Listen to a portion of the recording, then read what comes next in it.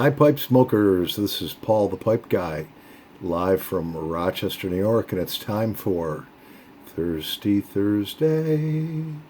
Thirsty Thursday. Grab that pint of beer and that pipe you love so dear. Haha, welcome to Thirsty Thursday. Yeah.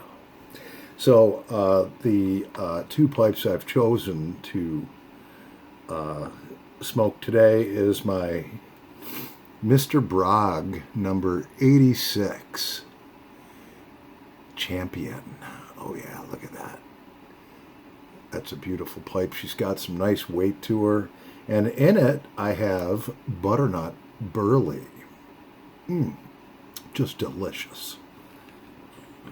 And our second pipe is my Peterson limited edition Dublin, or Dublin limited edition, number 606 Champion.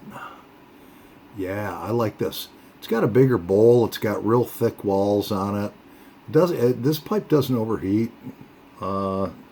This pipe, this Mr. Bragg doesn't really overheat too much either. So, what should we start with? The butternut burley or the vanilla custard?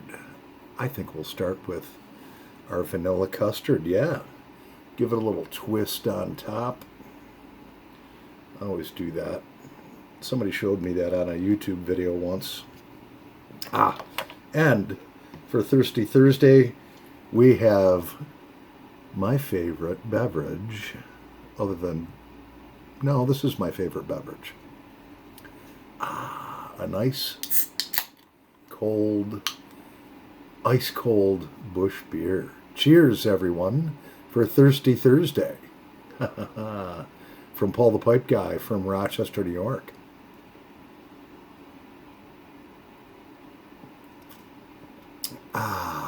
Yes. And now, to light the pipe.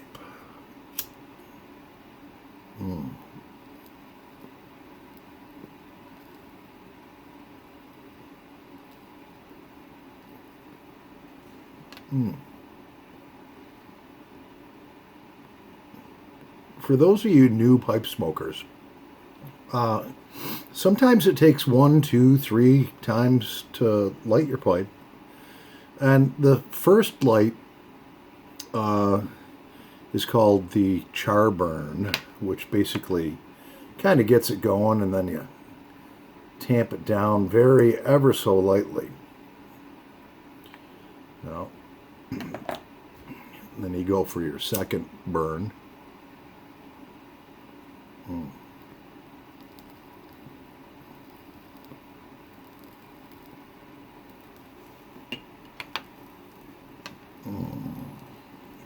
Oh yeah.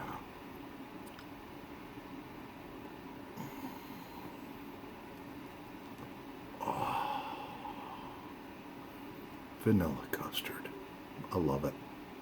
So,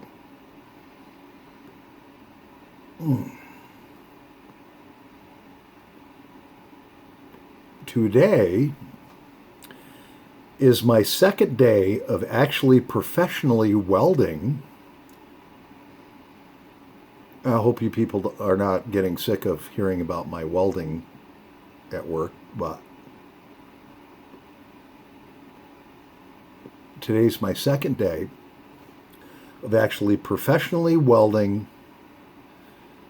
parts. Yes. And I learned a few things. I learn a few things in welding, actually many things every day.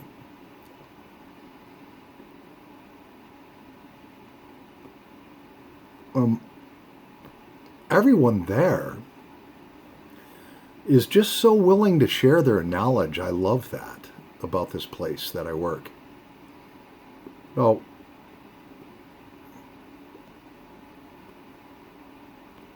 my welding skills are improving.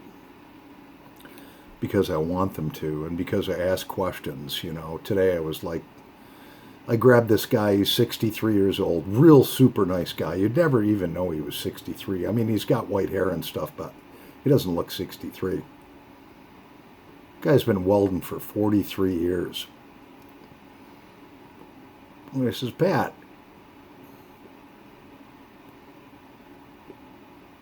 I says, you got a second to grab your welding helmet and come on over and see what I'm doing here? I'm just not happy with it. And he said, sure, Paul. Grabs his welding helmet. You have to have a helmet when you weld that has glass that you see through. And as soon as you start welding, it darkens way down. Otherwise, you'd blind yourself. So he says, show me what you're doing. I said, well, see how this weld just it just doesn't look right. I mean, the weld will pass inspection, but I'm an absolute perfectionist when it comes to anything that I do.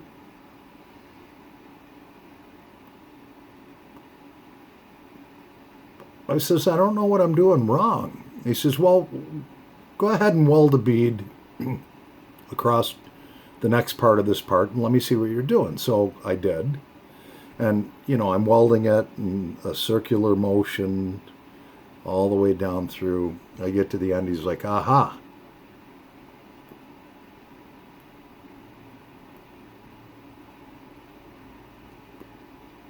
He says, I knew even before I watched you weld what was happening.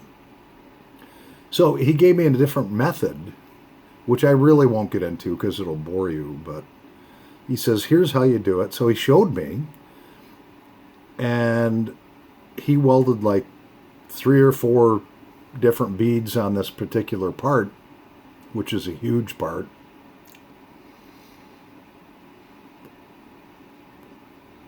And then he says, do you got any steel plates that we can put one on the bottom and one over here and make a 90-degree angle? I said, yeah. Grabbed a couple of steel plates. He's like, watch this. And he showed me how he does it. He says, now you do it. Within 20 minutes, that guy had me welding welds almost as good looking as his. And I was very happy with him. He says, if you can weld like that, like you just did, the owner of the company is going to be like, where did this guy come from? He just started welding and he has perfect welds. He's like, he says, Paul, he says, all the knowledge I've learned over the years,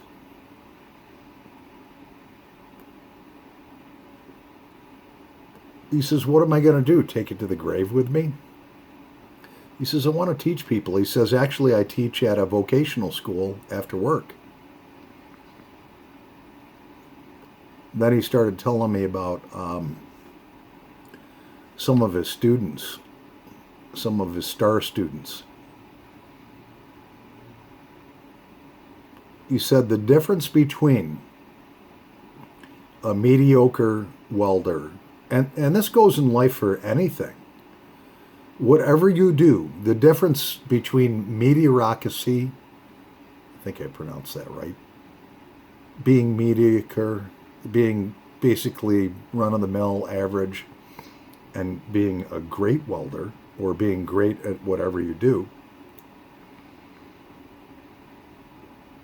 is the desire to learn and constantly improve upon what you are doing. And that made a lot of sense to me. And I says, well, that's me. I'm all in here. I mean, I told him, I says, look, I says, the owner of the company 2.5 weeks ago came up to me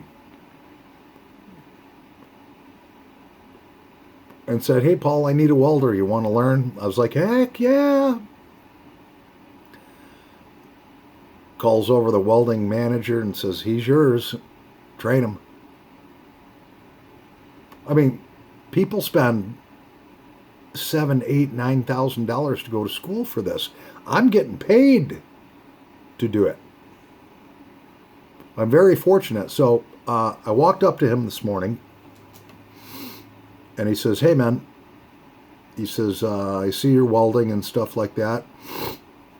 He says, you got to get just a little bit better at it, and then we're going to give you some tests and certifications."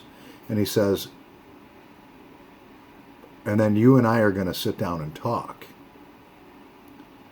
And he says, "You're going to move up in this company." And by meaning we're going to sit down and talk, once you have there's a million different welding certifications. You have to pass tests and so forth to be certified in these things.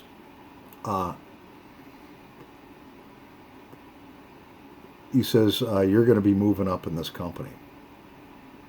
I says, "I just want to tell you, Jim," and this is the owner, he's a multi-millionaire. I says, I am very, very grateful for the opportunity that you're giving me, for knowing absolutely nothing and having your guys train me to do my job." I said, "That means the world to me." I says, "And I will not let you down. You will be very grateful for giving me this opportunity, I promise you." He says, "I know, otherwise I wouldn't have put you there." That was good to hear. So this guy Pat comes over, shows me some things. This older guy, not much older than me. He's 63, I'm 56.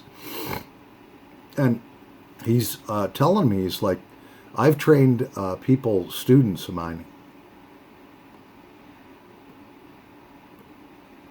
that are now making $70 an hour welding. They're aerospace certified. In other words, that means they can weld for NASA, they can weld for the government on jet aircraft, for the military, anything. They basically can weld anything." And he told me a few stories about 2 or 3 of his students. And he said the difference was, why the other students didn't do as well is because these students wanted it bad. They wanted to be the best. They were there. They were soaking up all the knowledge, asking questions, wanted to improve every class. They wanted it. They wanted to go for it and be the best. The other students were there just, okay, train me how to weld, and I'll go get a job somewhere, He says, I got one student every year, he's 35 years old. He says he's making $70 an hour working as a civilian for the Navy. He says, every year he calls me at Christmas. I get a Christmas card, a bottle of Jack Daniels. He says, man, I wouldn't be here if you didn't take me under your wing in that class, And I says, I understand where you're coming from, Pat. I says, I've had many young men that I've mentored, that I've taught things to, not only trades and how to do things, but also things about life. Because those go hand in hand. If your life is all crappy and out of order, how are you going to go function at your job and be as efficient as you can and be the best that you can? They go hand in hand. It's a balance. I learned in a health class, it's like life is like a triangle. You have spiritual, physical, and mental. If any one of those things gets out of whack, your life's out of whack. And I'm by far not perfect, but I do the best I can every day that I possibly can. And sometimes I fall short. We all do. So you get up the next day and you do it again. So I learned some different techniques at my new skill that I'm learning. And I also learned, if you'll notice, on my neck, it's extremely red. It's sunburned. Actually, that's called weld burn, all right? So I was wearing V-neck shirts to work, leaving this undone. And I'm just welding, and all of a sudden I'm like, oh, man, I feel like I got the worst sunburn of my life. And so I talked with one of the welders. I was like, what do you do? And one welder's like, well, I got this thing that hangs off a piece of leather that hangs off the bottom of my helmet, protects my neck and throat. And the other welder's like, well, I just button my shirt up like this. I was like, all right, well, thanks for giving me the heads up, guys. Now I'm all burned up. But, so I learned a few things today. And having the owner of the company come up to me and tell me what he did really, really made my day, because I want to do well. Even though I'm 56 years old, I mean, I still got easily another good 10 to 14 years to work. Easily. As long as my health holds out, which I'm sure it will. My doctor says I'm healthy.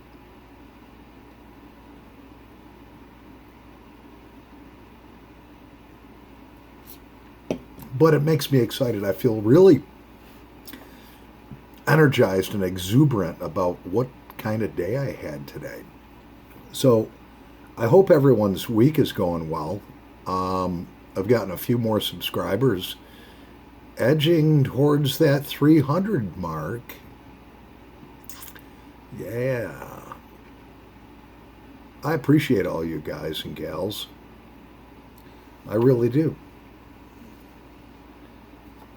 I love doing these videos.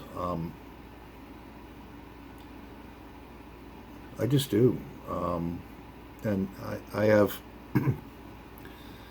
probably not all of my subscribers. I'm sure not all of my subscribers love like 2 for Tuesday and Thirsty Thursday. I don't know. All right, anyone listening, how many people like 2 for Tuesday and Thirsty Thursday? I know I have several that do, but I'd like to hear your comments. So now we're going to light up our beautiful Mr. Brog Champion number 86 bowl with butternut burley in it. Yeah.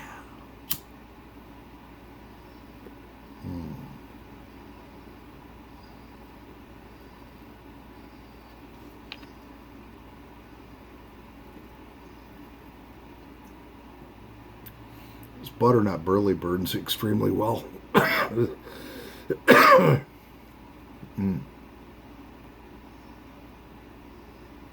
Yeah. First the char burn, then a little tamp. See, when you do your char burn, there's a lot of moisture content in most pipe tobacco. So when you first light the pipe, the tobacco rises up. So you do your char burn and then you kind of tamp that down, and then you go for your second light, and hopefully that's the one, that's the money shot there.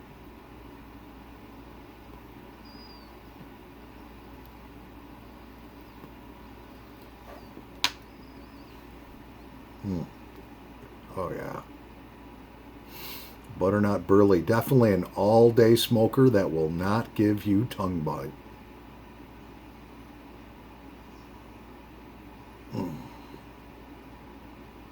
Pretty cool burning.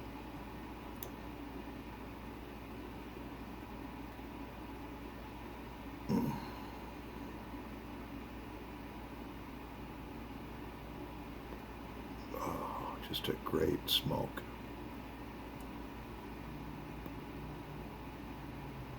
I think for 2 for Tuesday, we're going to have to smoke this tobacco that I've had for a little bit. It's called, has anybody heard of it? It's called Northwest Trek. Yeah, that's it right there. Northwest Track. And I've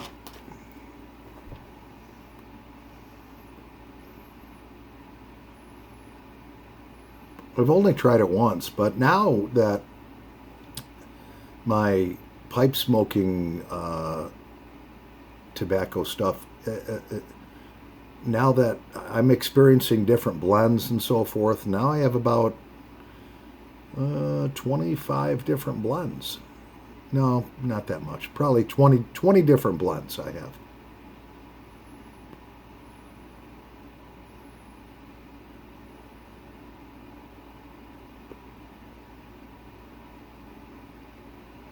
It's funny, and I've talked about this before.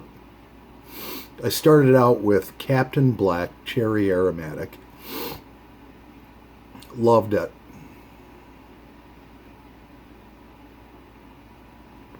Never thought I'd ever smoke anything else. And now I have 20 different blends that I come home and I decide, you know what, I'm in the mood for this one or I'm in the mood for that one. Lately, I've been smoking a lot of my brand new pipes, which I probably have maybe 15 new pipes that I purchased. And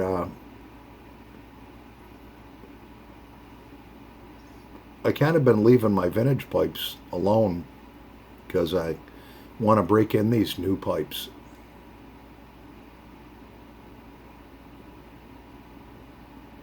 Mm.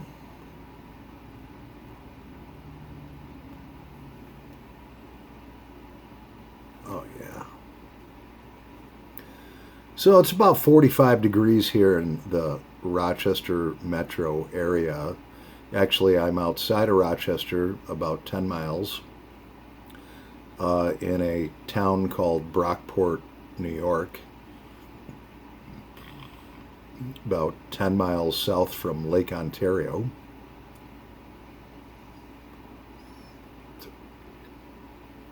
And it's about 45 degrees outside, cloudy skies, and raining. Mm.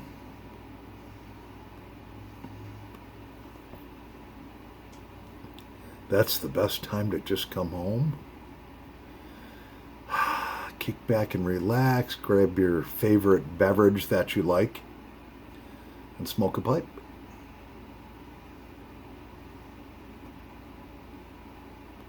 Mm.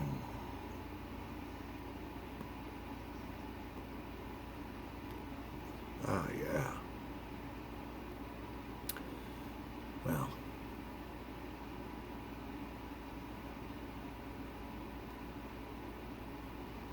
so, you can go to college and so forth. Thinking about for maybe my younger viewers or whatever. Or, I mean, you could even go back to college in your 40s and 50s. It doesn't matter. 60s, 70s. It's never too late. Actually, I have a good friend of mine, him and his wife, and she went back at 70 years old and got her teaching degree.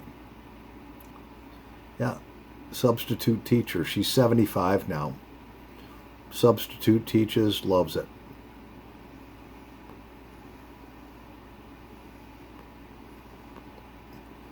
You people in your 20s and maybe even into your 30s, you have time on your side. You have youth. I still feel youthful. Don't I look youthful? But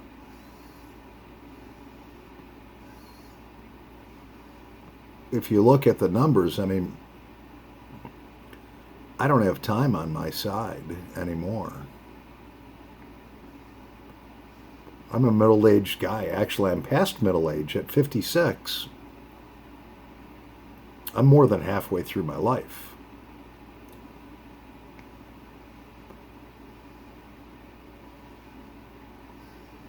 But I'm sure as hell going to enjoy the rest of it.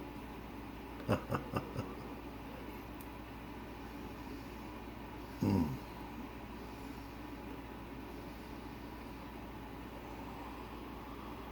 Oh, yeah. So,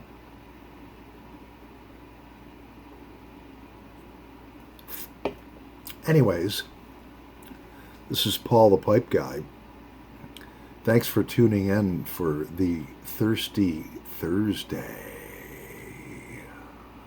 rant. Always be kind to each other. Love one another and be kind to one another. You never know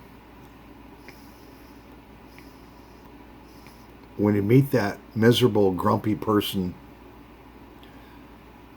what's happened in their day? What has happened in their week? What's going on in their life? You never know. Some people are just negative their whole lives from birth all the way to death. But some people, you don't know what's happened to that person. Maybe they just lost their spouse. Maybe they went to the doctor, got some bad news. Maybe they came down with some horrible illness, cancer, whatever. Maybe they just lost a child. You never know. And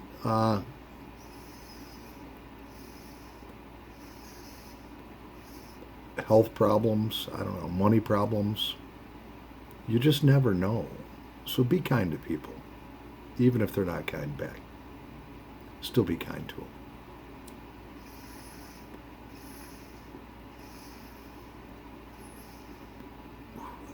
And this commences our Thirsty Thursday.